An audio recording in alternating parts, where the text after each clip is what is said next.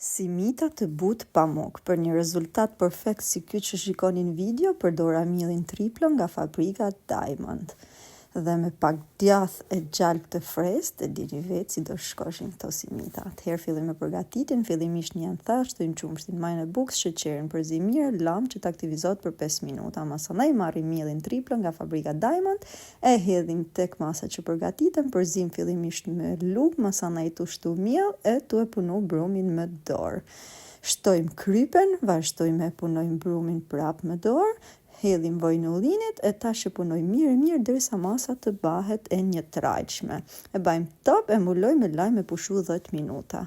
I bajmë një palosit lehtë, masanej i hedhim pak vojë ullinit dhe e mbuloj me qese kuzhinit copastër lajm që derisa brumi të dyfishohet, sikur shikoni në video.